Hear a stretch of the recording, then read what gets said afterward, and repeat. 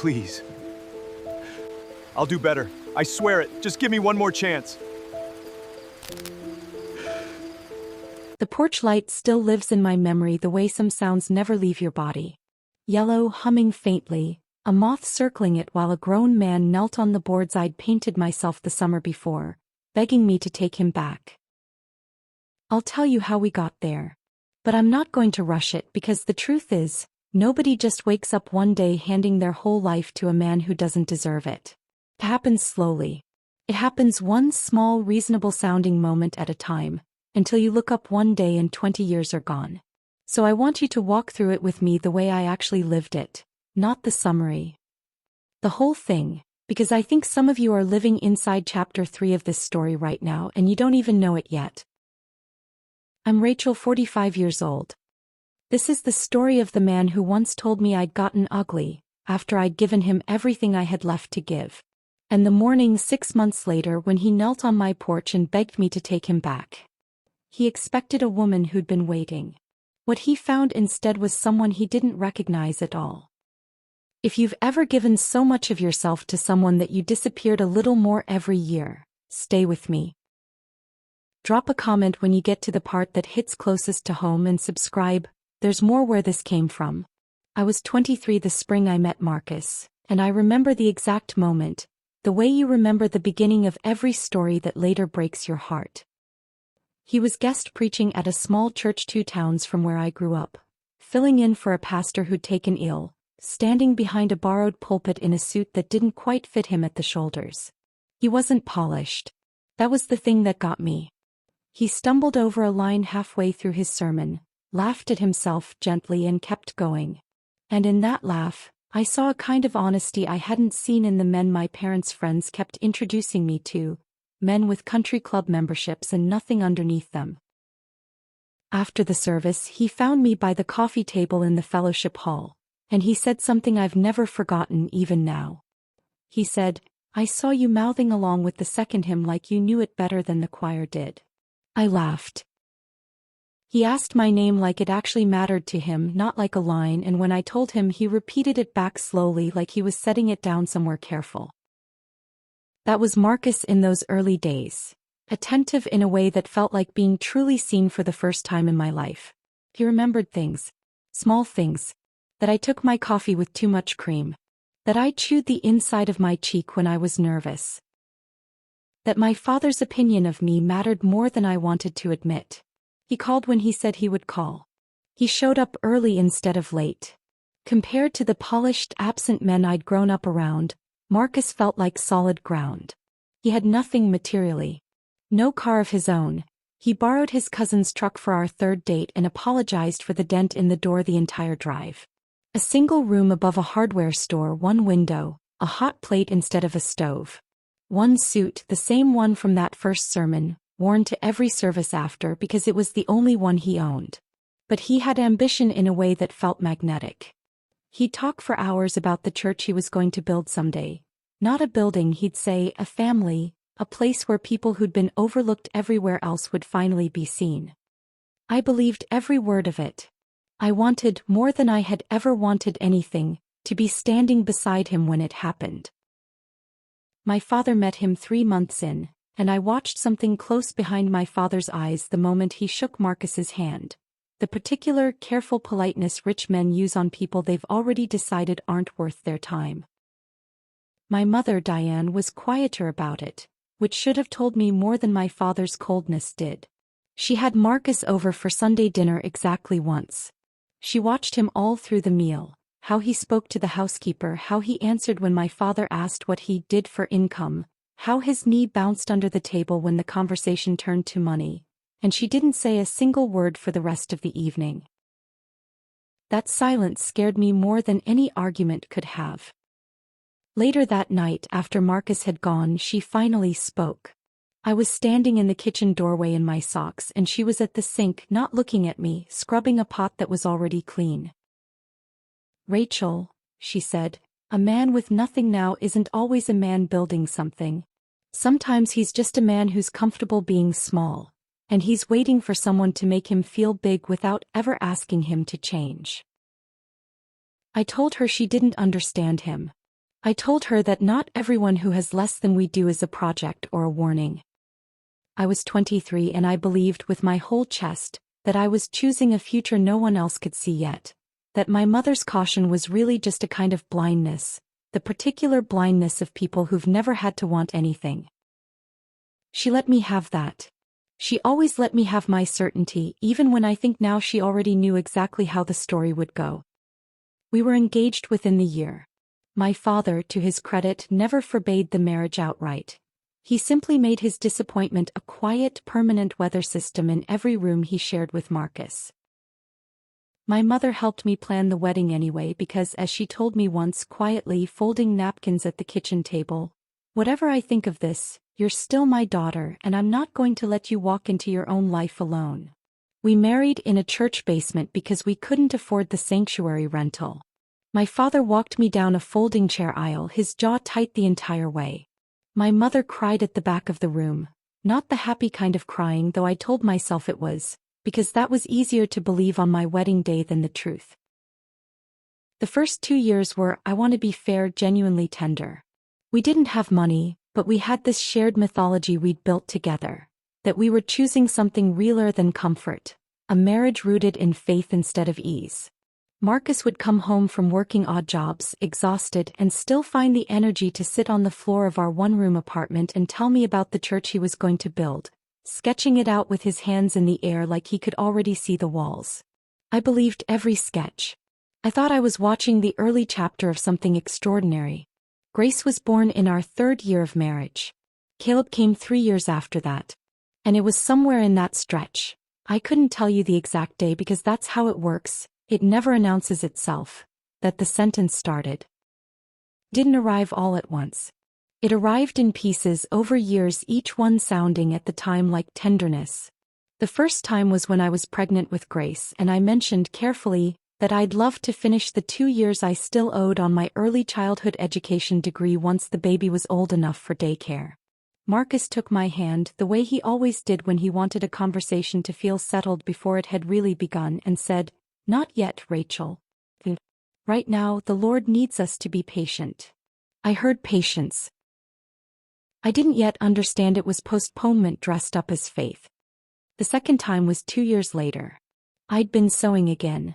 My grandmother had taught me beautifully and I still had her old machine, and I'd started quietly altering dresses for a few women at church, just enough to save a little on the side.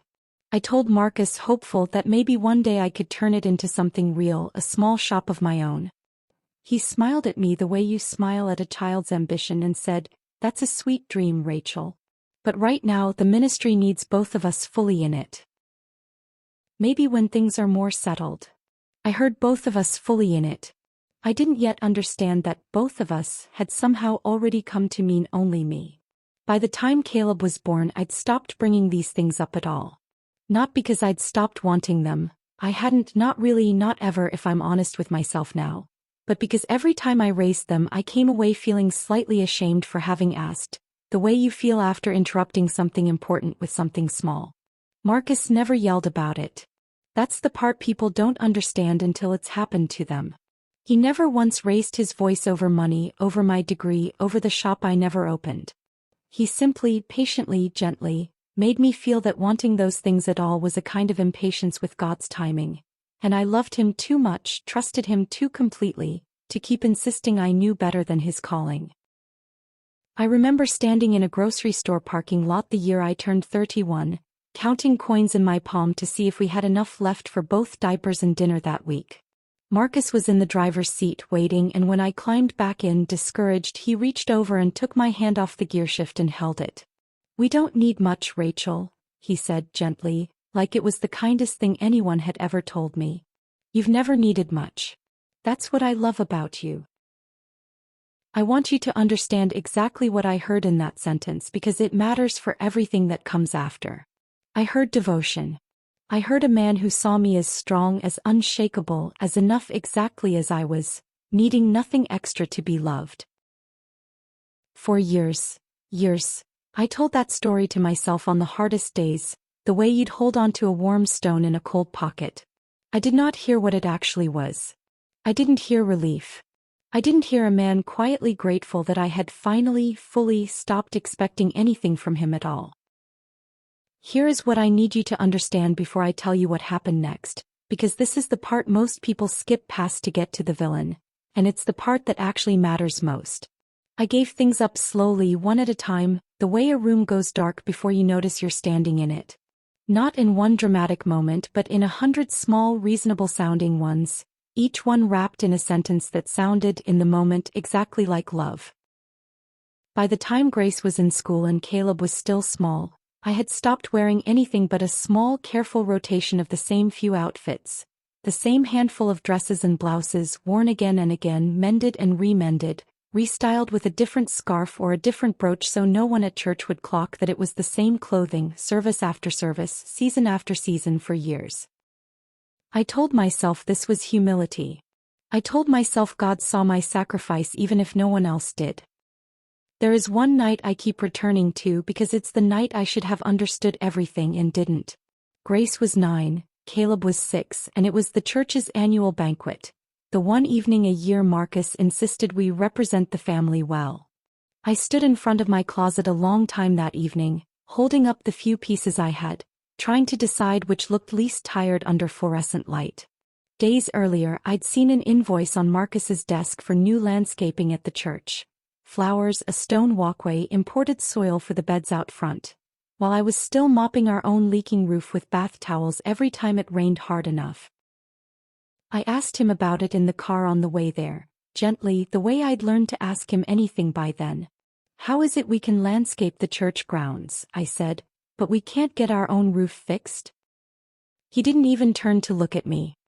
He kept his eyes on the road, both hands on the wheel, and said in that same patient pulpit voice he used even at home, "The church's image matters to the ministry, Rachel. Our home is just for us. God doesn't need us to have a nice roof to know we're faithful." I nodded. I believed him. I want you to sit with that for a second, the way I've had to sit with it since.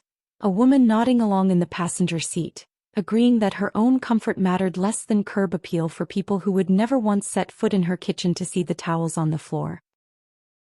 My mother tried over the years to say something more than once. Not often, she'd learned by then that pushing too hard only made me hold on tighter. But every year or two some small comment would surface. "You look tired, Rachel. Have you thought any more about finishing school? You don't have to prove anything to that man."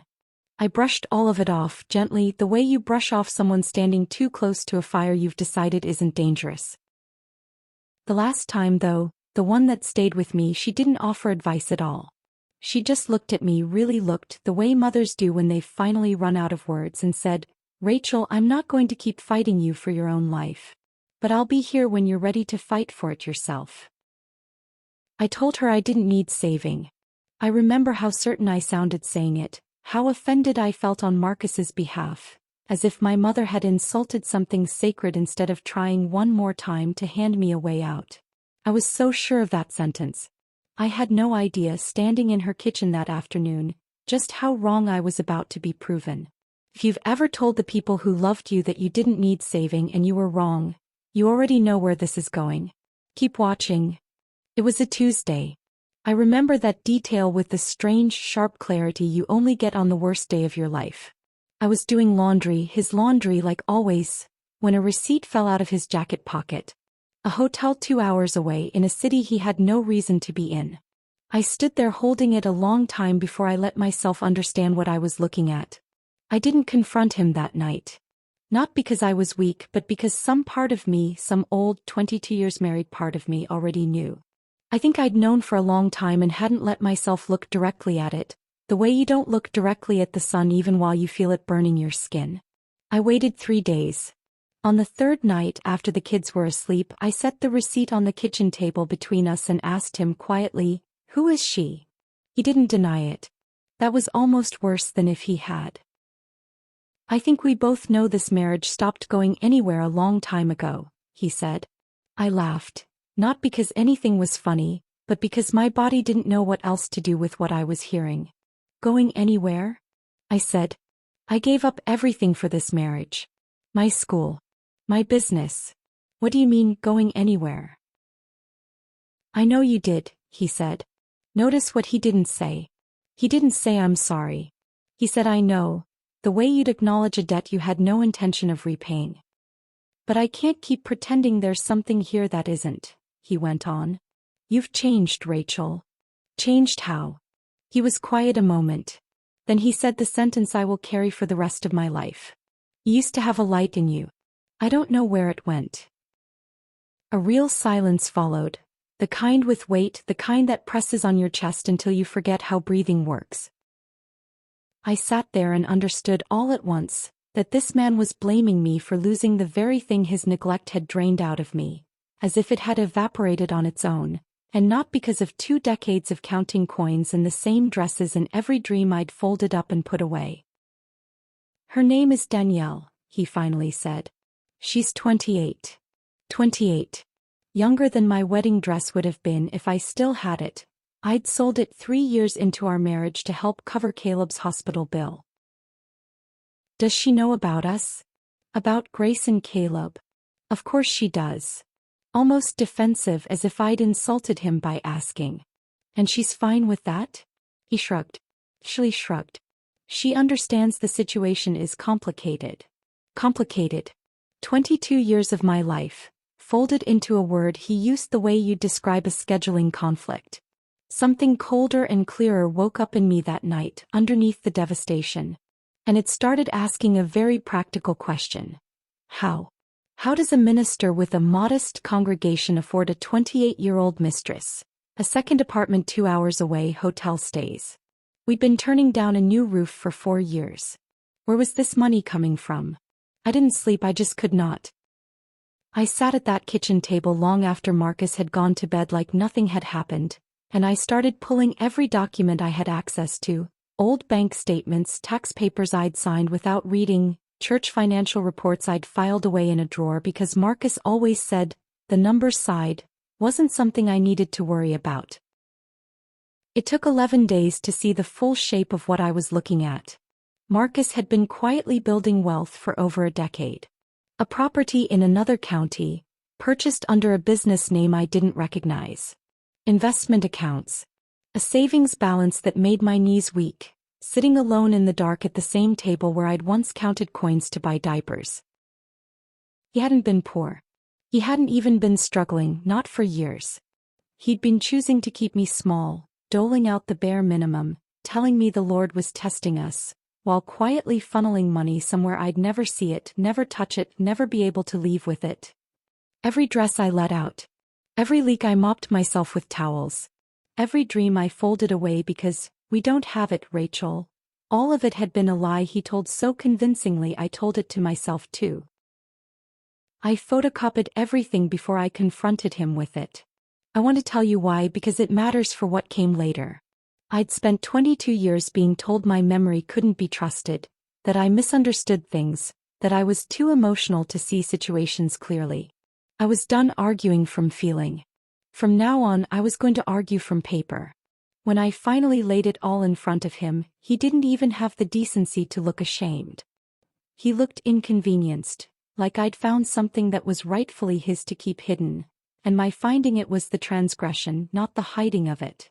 That money was for our future, he said. Whose future, Marcus? Because it certainly wasn't mine.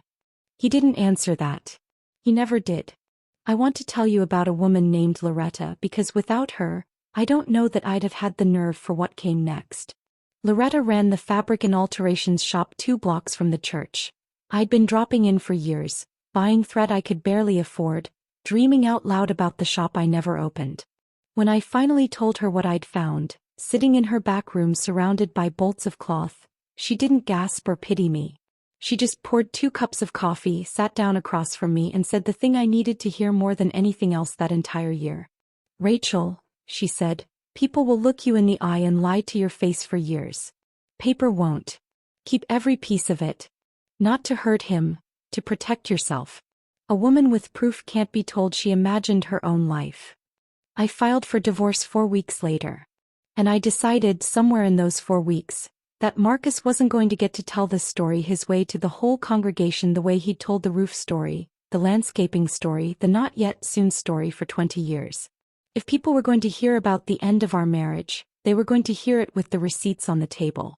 The hardest part of those 4 weeks wasn't the paperwork. It was telling Grace and Caleb. Caleb, 17 by then, said almost nothing, just nodded the way boys do when they're trying not to let you see them break. Grace, 20 at the time, cried harder than I did, and then asked me a question I wasn't ready for. Mom, did you know? This whole time, did you know and just not tell us? No, I told her honestly. I didn't let myself know. There's a difference, and it took me a long time to understand it myself.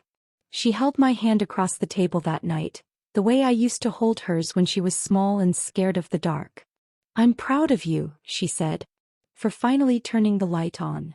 If you've ever been told you were imagining your own mistreatment, you already know why the paper matters. Keep watching, this is where it comes together. I didn't confront him publicly to humiliate him. I want to be honest about that because it would have been easy to make it about revenge, and it wasn't, not really. I did it because for 22 years, the congregation had only ever heard one version of our marriage. The patient wife, the devoted minister, the humble sacrifice of a family called to serve. I had never once been in the room when that story was told. It had always happened without me, over church potlucks and prayer circles, and I had never gotten to put a single fact on the table. So the Sunday after I filed, I asked to speak briefly after service. A request Marcus couldn't refuse without it looking stranger than whatever I was about to say. I stood at the front of that sanctuary, not the pulpit, just the floor in front of the first pew, with a folder in my hands. I wasn't shaking. 22 years of swallowing things had, if nothing else, taught me how to hold still.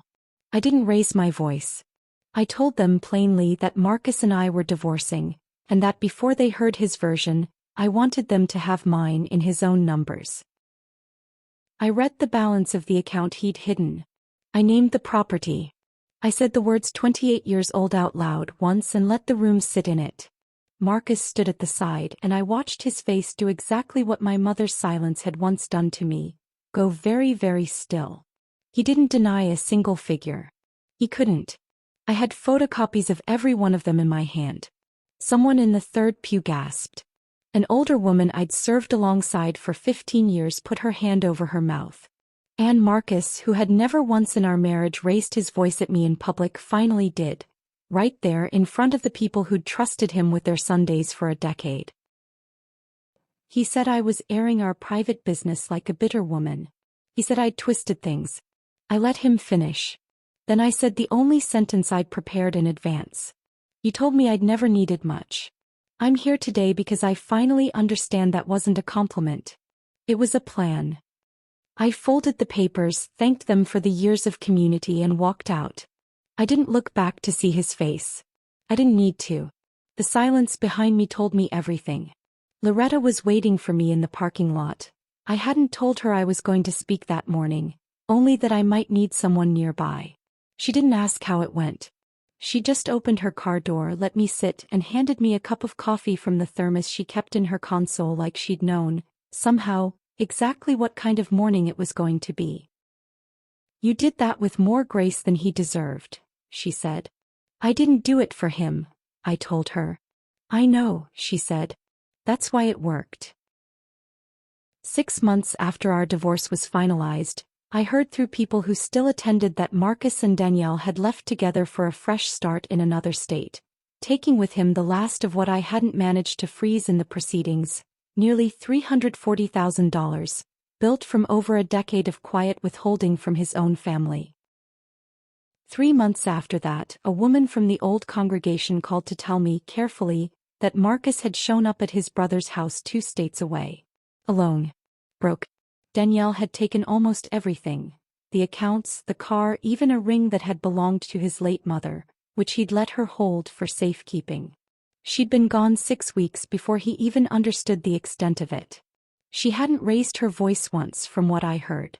She'd simply done to him, quietly and patiently, exactly what he'd once done to me, except she hadn't wasted 22 years doing it. She'd done it in 14 months. I sat with that irony a long time. Marcus had built a decade of patience into a weapon he used on me. Now he was on the other end of that same patience, and it had cost him everything he thought he'd secretly protected. That was the night from the very beginning of this story. He showed up at my porch thinner, smaller than I'd ever seen him. Smaller even than the young preacher I'd fallen for 2 decades earlier who owned nothing but a single suit. He knelt right there on the boards I'd painted myself the summer before, and he cried. Real tears, the kind that come from somewhere a person can't control. "I made the worst mistake of my life," he said. "I'll do better. I swear it. Just give me one more chance." I stood in that doorway a long moment, looking down at a man I'd once rearranged my entire soul to keep. "Marcus," I said, "I spent 22 years believing I didn't deserve more than the bare minimum, because you told me that's what love looked like. I'm not going to spend one more day proving I've learned better than that." I closed the door. Gently. Not out of cruelty. There was no cruelty in me that night, not even a little. I closed it the way you close a book you've finally, fully finished, and sighed deeply. My daughter Grace is 24 now. Last year she sat across from me at my kitchen table. A different table in a different house, one that is entirely mine, above the little alterations shop I finally opened at 45 with Loretta's help, and asked me something I'll never forget. "Mom, how did you survive all those years? How did you not see it sooner?" I thought about that a long time before I answered her, because I wanted to give her something true, not something comfortable. "Because I loved him more than I loved myself," I told her. "And I never want you to make the mistake I made. Loving someone isn't supposed to cost you yourself. If it means shrinking every year until you can't recognize your own reflection, that isn't love. That's a slow kind of disappearing, and somebody is usually benefiting from you not noticing." She asked if I regretted it. "No," I said, and meant it. "I have you and I have your brother. But I regret how long I stayed silent when every part of me knew something was wrong. Betrayal doesn't always come from the people who hate us. Sometimes it comes from the people we've given the most leverage over our lives. The ones we trust so completely we stop questioning them, stop protecting ourselves, stop asking whether what we're being given is actually what we deserve." Above the register in my shop I keep a small frame. It isn't a photo. It's the very first receipt. That hotel slip that fell out of his jacket on an ordinary Tuesday, the one that started everything. I had it laminated the week the divorce finalized. Loretta thought I was strange for wanting to look at it every day. I told her I don't keep it to relive the worst day of my life. I keep it to remember that the truth survived, that I gathered the proof myself, one document at a time, and that it outlasted every version of the story he ever tried to tell about me. Love people. Love them fully, love them bravely, love them without holding back the best of yourself. But never hand someone the only key to who you are. Keep one for yourself. Always. Because in the end, the person who's supposed to look out for you first, the one who never leaves, never lies, never disappears in the night with everything you built, that person has to be you. If this reached you, tell me in the comments. Have you ever given someone too much leverage over your life? Subscribe for more stories of betrayal, truth, and reclaiming what's yours.